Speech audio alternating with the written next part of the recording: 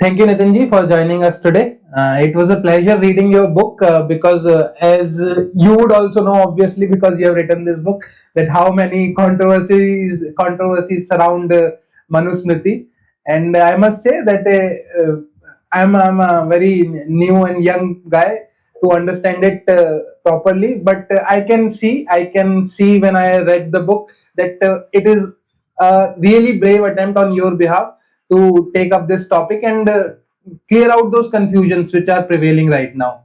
So, my first question is with regards to that only. I first of all wants to understand what is dharma, because we speak a lot about dharma in Indian Shastriya traditions, and you have given a very detailed explanation of what dharma is at various places in your book on what it is and what it is not. So, I want to start with that only. What is dharma? Please explain that to me, and once you do that, from there on we'll move on to Dharmashastra, the category which we put Manusmriti in, right? So please tell me about that. Thank you very much, Akshayji. I'm very happy to be here, and thank you for reading the book with patience. I'm very happy to do this conversation.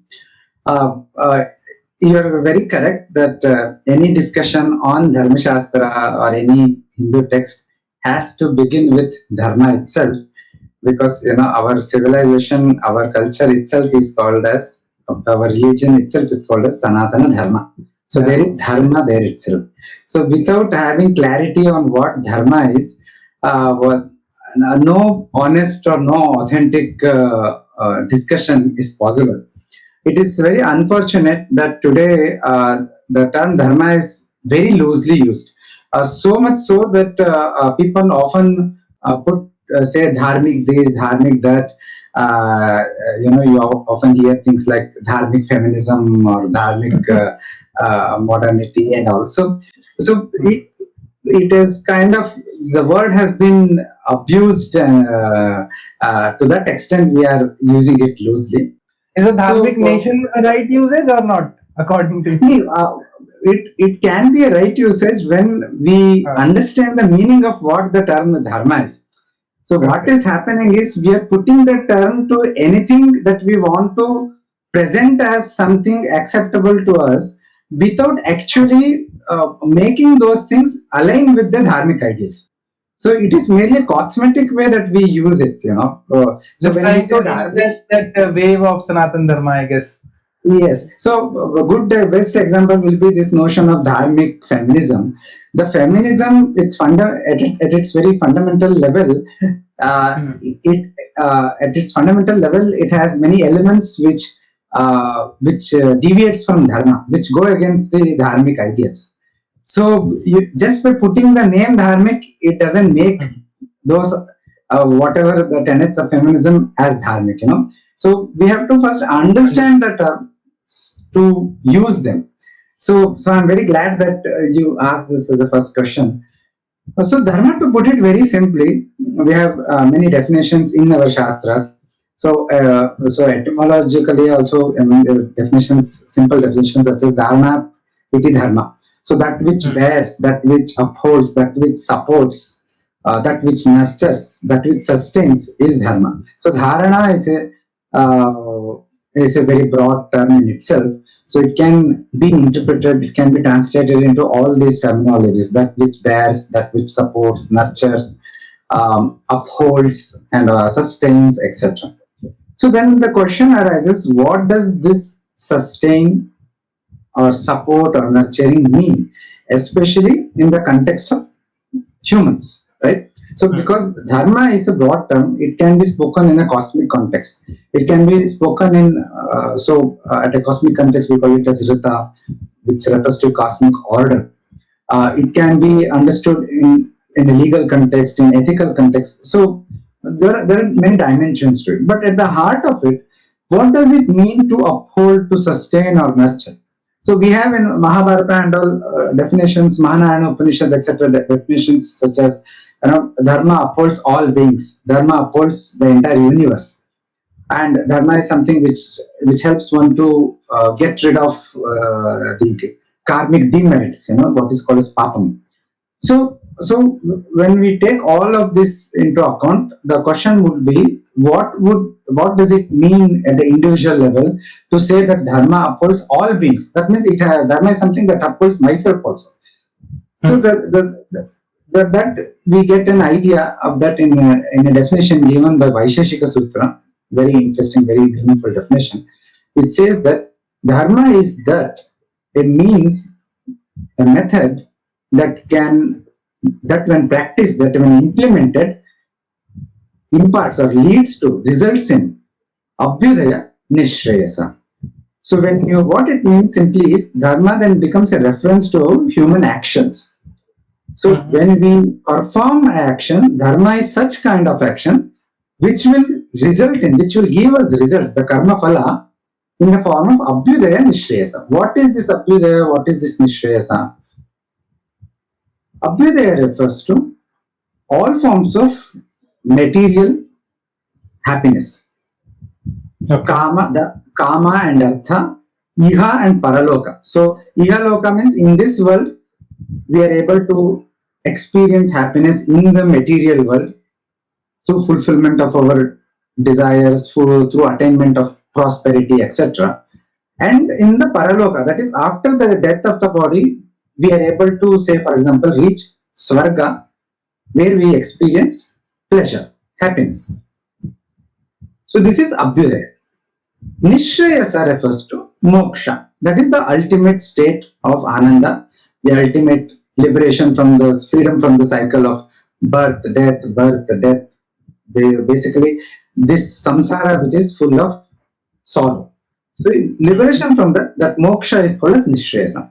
So you put it, if you filter this definition further, it simply means dharma refers to those actions, those buckets of action. So this is in Manusmriti itself. It says Bhagavan created for the sake of differentiating one type of actions to another type of actions based on what kind of results it gives. Bhagavan created two buckets of actions. One is dharma, the other is adharma. So dharma are those actions which when performed leads to basically sukha, happiness, swarga, heaven. So for lack of Heaven. yeah. So heaven is a Christian theology, has a different connotation.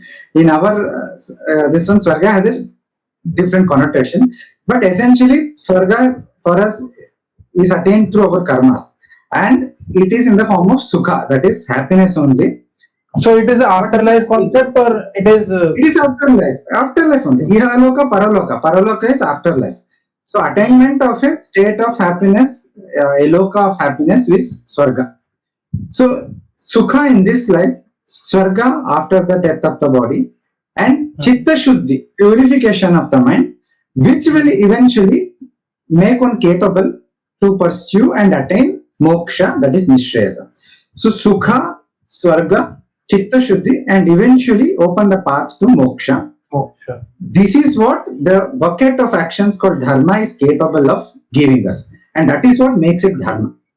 So today the opposite is adharma. The adharma, a bucket of actions which are designated as adharma, implies that when you perform those actions, they will give the result in the form of dukkha, sorrow, pain, suffering, and naraka. Again, in afterlife, you will face suffering, a realm of suffering, loka of suffering, and then when you take birth again, then also there will be suffering.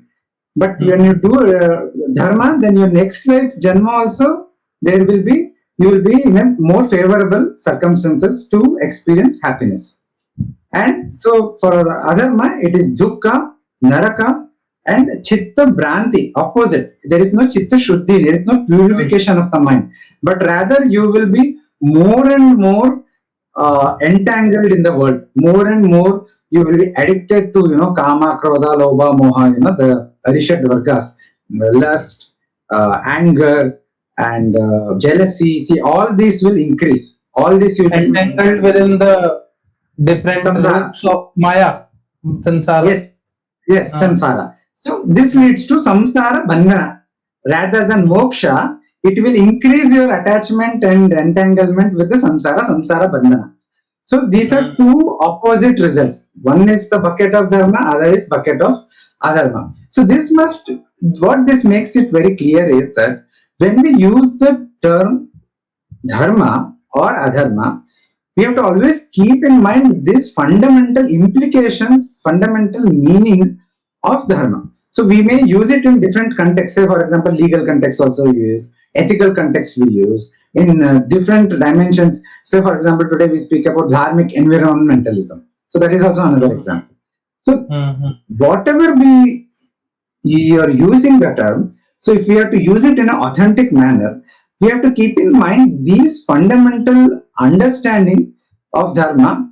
It is about sustainability, it is about happiness, it is not just that. It is not just in the ihaloka, it is not just in the material or secular considerations, but it is also have the component of paraloka, that is swarga, chitta shuddhi, moksha. So it is a means to attain all of them. So this has to be kept in mind when we are using the term dharma. So it is definitely okay to derive principles from that and interpret it and extend the principles to wider application. That is all acceptable as long as the core definition is not perverted, it is not distorted, it is not diluted, or at least it is kept at the very heart of any interpretation. It is not an issue. But when we give our own meanings to it and use the term as a form of putting legitimacy for any kind of deviations from dharma that we want to put forward, but we want to put the stamp of dharma even though we are actually spreading adharma, then that becomes problematic. Using it as a prop in a way. Yes.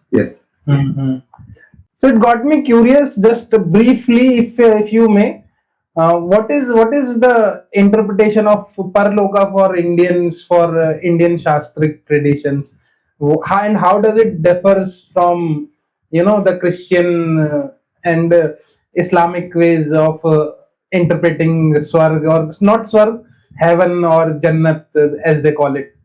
So briefly, I know it's a big topic, but it just got me curious, so I'm asking you. I mean, it is indeed a big topic, especially I'm not very versed in the Abrahamic theology, but from my limited studies, that what I know is, especially in Christianity, you attain heaven because of faith. So you doesn't matter what actions you do, you might be performing all forms of criminal activity, but if you confess, if you express your faith in Jesus Christ, for example, you will go to heaven. And otherwise, you might be the most ideal person, you might be a Maryada Purushottama, for example, but still, if you don't believe in Jesus Christ, you will burn in hell. So even I think Islam also has something similar, and they also have they also have many other ideas, such as jihad, river of crime, and you do the jihad and you will attain this jannat, etc. So, but this is basically especially with Christianity, and I think it would be same about others also. The idea is that you believe something and you attain that heaven or hell. And the other aspect is that for them, the heaven or hell is a permanent entity. It is the eternal entity. So they all believe in one life thing. So after this life, you attain that ultimate state as a heaven or hell, and that's it. But for Hindu Dharma, first of all, we don't accept that one life thing itself. We have Punarjanma is one of the very core concepts of Sanatana Dharma. So, and this Punarjanma has been logically established using the karma phala. Because when you do any action you do, it has to give rise to result. But we see that we are doing hundreds of thousands of millions of actions in one life, but we are not actually experiencing the fruits of all these actions. So it is impossible for all the fruits of actions to be exhausted within a single life. So it has to lead to another life. So this is a logically established proposition as well. But from the Shastras also we know the existence of Punarjanma, we know the existence of Swarga, we know the existence of 14 lokas in the universe. So, so this is one thing. So for us, therefore, the Punarjanma exists. It's not that this is the only life. We are not YOLO people. You only live once, people. We live again and again and again until you attain moksha. Second, Swarga is not a permanent place. It is not that you once attain Swarga, you once attain Narka, then that is it. And third, you cannot attain Swarga or Narka purely by faith.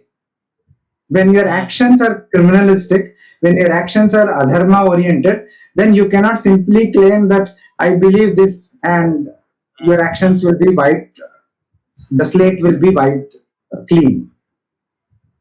We have a place for bhakti. Even the Shastra speaks about a lot of stories, Shastra speaks about a lot of this, that even the greatest criminal, greatest adharmi can take refuge in Bhagavan and he will be uplifted. Yes, he will be purified by Bhagavan's name. Yes, but that doesn't mean that just because you say that I believe this, you will go to Swarga. You will have to face the consequences of your actions in one form or the other form. What Bhagavan does is that ensures that even while facing the consequences of the action, you will have the anugraham of the Bhagavan. You will have the strength to overcome it, strength to come into the path of dharma. That is what Bhagavan's anugraha will do. He can lift you anytime. Right? It is Bhagavan's anugraha only that when we get new janma, we don't have the memory of the previous janmas. Because the burden of the memory of the previous janmas will be so huge that we will not be able to pursue, we will not have a proper chance to live life, to make proper actions. So even the greatest person, the greatest adharmi, by a Bhagavan's anugrah can get a new start in this new life, wherein he can take dharmic path. He has a chance. He has that chance, right? So Swarga then therefore is understood as a loka wherein one experiences the results of our good actions, our dharmic actions, right? So Swarga and Naraka are Bhoga Bhumi. They are Bhoga Lokas. That is where we experience the fruits of our actions. They are not Karma Bhumis. Bhuloka is the Karma Bhumi where we perform the actions, we also experience the results of the action. But there we are only experiencing the result of action. So that is why we have in the Vedas, they say, Swarga Kamo Yajeta. If you want to attain Swarga, then there are certain rituals, certain yagyas that you have to do that will help you to attain Swarga. But that is not the only, there are many methods to attain Swarga. So, but Swarga is also temporary. That is, once your karmas are exhausted, then you will come back to this life again. So the Shastras very clearly, the Upanishads and all very clearly speak about the journey that a person has after the death of the body. There are, Devayana and Pitrayana. So these are different paths that can be taken. Or if one is a complete adharmic person, he will go to the Yamaloka, wherein he will be sent to the Naraka to suffer. So all these details are given in the Shastras. The idea is very simple, that your actions determine your future. So the dharma, the dharmic teachings that the Dharmashastras gives, what is its greatest utility for us as an individual is that it helps us to control your future, your destiny, whatever will happen to you in the future, by controlling your present. So people have all these misconceptions about what is the core purpose of a Dharmashastra. So the core purpose is to assist an individual, guide an individual by teaching him the karma phala relationship. That is, action, what kind of actions leads to what kind of results, what kind of actions leads to beneficial results, and what kind of actions leads to problematic results, results which are unfavorable to us. So that is why Swami, this in Parashara Smriti, the dharma is called as hitam. Sorry, your voice broke. Whose name did you take? Parashara Smriti. Okay. I'll repeat it. That is why in the Parashara Smriti, Dharma is defined as that which is hitam. Hitam means beneficial to us. That which leads us to, that is Sukha, Swarga, Chitta Shuddhi, Moksha, because it is able to give us overall well-being. Material well-being, spiritual well-being. This worldly well-being, next worldly well-being. And well-being in this life, well-being in the next life. As well as freedom from taking birth and this birth as a death cycle. Therefore, Dharma is that which can give us the real well-being. That is why it is hitam. That is why it is beneficial.